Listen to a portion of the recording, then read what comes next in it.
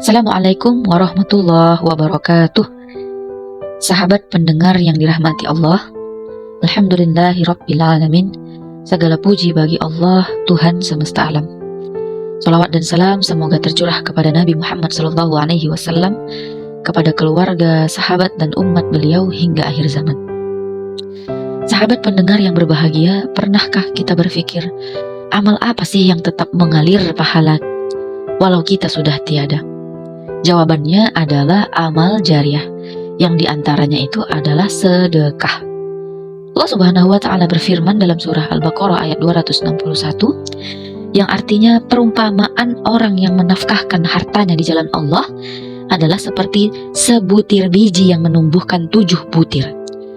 Dan pada tiap-tiap butir yang 7 butir tadi terdapat 100 biji. Allah akan melipat gandakan bagi siapa yang Dia kehendaki. Subhanallah, satu sedekah kecil bisa berlipat-lipat pahalanya, bahkan sampai 700 kali lipat. Begitu besar kasih sayang Allah kepada hamba yang gemar berbagi.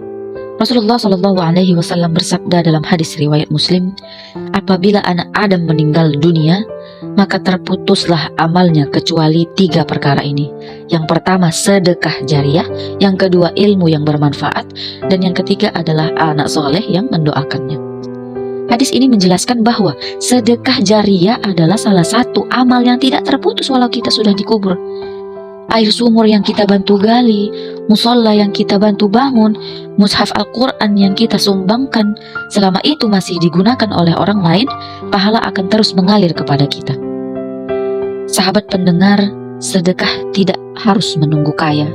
Bahkan Rasulullah mengajarkan sedekah yang paling baik adalah ketika kita memberi dalam keadaan sulit. Sedekah itu bukan hanya dengan uang, tapi juga dengan tenaga, senyum, dan kebaikan. Rasulullah SAW bersabda, senyummu kepada saudaramu adalah sedekah. Engkau menyingkirkan duri dari jalan, itu juga termasuk sedekah, kata Rasul. Artinya, setiap kebaikan kecil bila dilakukan dengan ikhlas dihitung sebagai sedekah di sisi Allah Subhanahu wa Ta'ala. Sahabat pendengar yang dimuliakan Allah, sedekah bukan untuk membuat kita miskin, justru menjadikan rezeki kita berkah. Allah berjanji dalam surat As-Saba ayat 39, barang siapa menafkahkan sesuatu, maka Allah akan menggantinya, dan Dialah sebaik-baik pemberi rezeki. Jadi jangan takut untuk bersedekah, karena setiap yang kita keluarkan di jalan Allah akan kembali dengan bentuk yang lebih baik lagi, baik di dunia maupun di akhirat.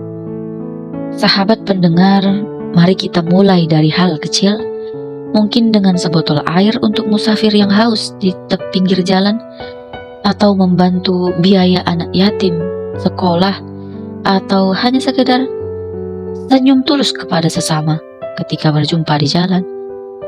Semua bisa menjadi pahala sedekah yang tidak akan terputus. Semoga Allah menjadikan kita termasuk hamba-hamba yang ringan tangan, dermawan hati, dan ikhlas dalam memberi. Amin ya rabbal alamin. Saya pamit undur diri. Semoga kultum kali ini menjadi pengingat dan inspirasi untuk kita semua. Assalamualaikum warahmatullahi wabarakatuh.